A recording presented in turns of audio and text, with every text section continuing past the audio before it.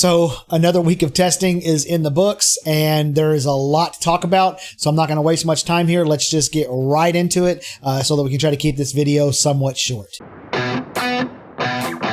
What you think about when you're born into a fire?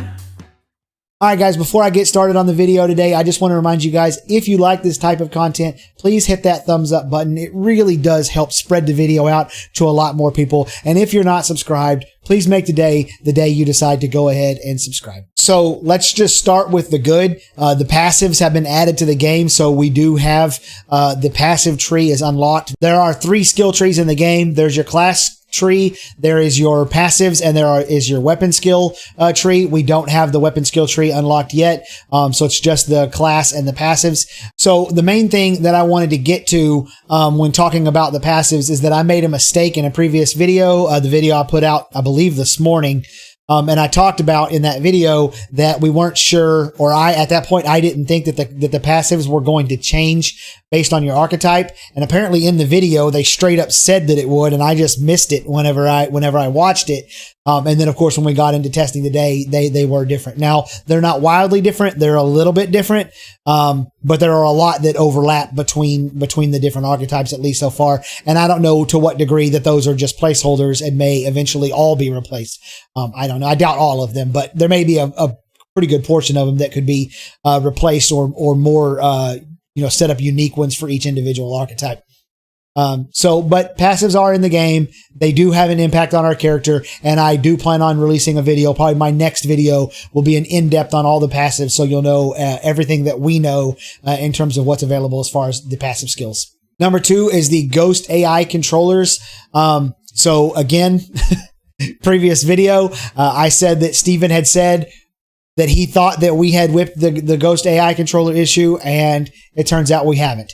It was one of those fingers crossed, it looks like we've done it situations. And then when they got, dug deeper into it, there's still a problem. So, it's not the end of the world, and it is getting better. Literally every test, it's a little more stable, and it lasts a little longer before the server degrades. I'm sure that as they go along and they're zapping more and more of these AI controllers, it can last longer. But if there's any out there, like eventually even just one, AI controller that's ghosting like that over a long period of time, even just one would degrade a server's performance. So, we got to get them all out of there. We're working on it. And so we'll see if they're able to get that done in time. But just FYI, the previous test about the amazing news that the controllers look like they were gone. They're not.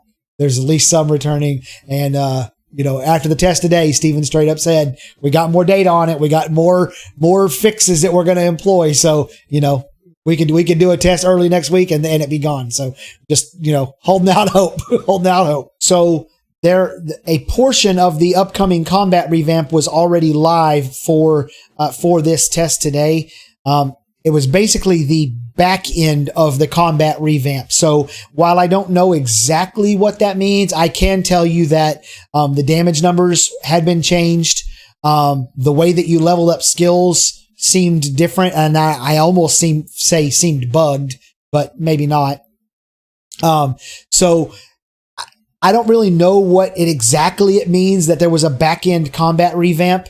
But definitely the sword animation when you're swinging your sword, not the animation, but like the lighting effect, the trailing effect that they have. You can, at the start of the Alpha 1 testing, it was like this big gaudy purple particle effect that took up half your dang screen. And then they streamlined it and brought it down, and it was almost non-existent, but not completely. And now it's like a really good looking, arc that shows the arc of your weapon, not big and purple and in all over the place, but definitely you can see it better. So that was in the game. But as far as on the back end, I'm not really sure what exactly what it means, but I can tell you that it meant problems. They ended up closing down the servers about an hour and a half or so before they planned on closing them down. Apparently it was causing some pretty severe issues. And like, I noticed that our health regen was ridiculous. Like you could be getting hit by 4 or 5 people at one time and your health regen fast enough to to stay alive essentially for a pretty long period of time. So there was definitely some funny things. I've heard some anecdotes of some skills, some specific skills that were one-shotting or nearly one-shotting people. Even at level 15 with all the high-end gear that they give us for the siege testing. So there's definitely some stuff on the back end that needs to be changed, but Steven did say that they had identified a critical issue, and so they're going to be working on that and fixing it, and that we're probably going to have some more early week spot testing next week like we've done for the last several weeks, really. So we're right on the cusp there of getting some of those things fixed. So it's going to be, I think we're getting really close, like running up real close to that July 9th deadline. So the siege testing has been both a low light and a highlight for this week. The highlight would be Friday night siege test. I didn't get to participate in it, and so I got to listen to other people talk about it. And so I listened in on a conversation between two people in the voice channel of my Discord, and they were each on opposite sides of one of the sieges, and listening to them talk, and they were discussing strategies that each team was using and talking about, oh, we should have tried this and we should have tried that, and our leadership wasn't very good, and these types of things. And then there was a conversation in the text portion of my Discord with two separate people who were also on separate sides of one of the sieges, and they were having similar conversations. And they were saying, oh, well, we established a small strike team that was just going around and recapturing all the control points, so that you guys have to keep spawning further and further away from the castle. And apparently it was like a really pitched battle, and it kind of went back and forth. And then at the last minute, they did like a last minute push, and the offense almost got in there. Apparently they had channeled the throne to like 70% or something like that, a pretty high percentage, before they ended up losing in the end. So it was just wild to see how excited people are about these sieges. And I did a video a while back about specifically about how crazy the sieges are, and how it's going to really revolutionize the idea of siege warfare in these games. And I feel like once you do a siege in this game, you're almost not going to want to do a siege in any other game, because that added sense of pressure to succeed in your time limit and stuff really makes it come alive. It's a whole different experience. And just listening to those people talk about it was really awesome. And I really feel pretty good that once they issue out or iron out these other issues that we're dealing with, sometimes the trebuchets don't work right and falling through the world, and stuff like that that's typical in alpha, the system is going to be awesome. And there's definitely going to be people who they're not even going to care about the other parts of the game. They are going to want to live in a node where they get to participate in siege battles because they're awesome. And given that there's only 5 castles and there's these big, long, huge cooldowns after siege battles, it's not going to be like some of these other games where you're just in siege after siege after siege all day, every day. It's going to be a rare occurrence. It's going to be a special thing. So you guys have a lot to look forward to in that. You guys are going to love them. They're so much fun. Now on to the lowlights for the siege testing. That was Saturday's siege test after the combat revamp was put in, which again, we already talked about the back end issues that had. And it was a train wreck. It was a complete and total train wreck. I fell through the world at one point. I ran around, killed a few people, got killed once, spawned back at the camp, was running out, and then all of a sudden I fell through the world. And your character's literally just falling. And you can look up above you and see the silhouettes of people running around above you, and then beneath you is water, but you never actually reach the water. You just fall forever and ever and ever. And so I tried Control T, which in alpha is like a teleport you to the safest place that's specifically for stuff like this. It's to fix this type of issue. And the loading screen would come up, and when it came back up, I'd still be falling through the world. And then, so I'd closed the game out entirely and came back in, and I was still falling through the world. So I uninstalled the game and reinstalled the game and came back in, and I was still falling through the world. So, there was no fix for it apparently. So that's when my night ended. But apparently they ended up ending the siege early anyway, because so many people were crashing and falling through the world. And so there was a critical issue that was going on that was causing some kind of a serious issue. So, the second night of siege testing was not all that impressive.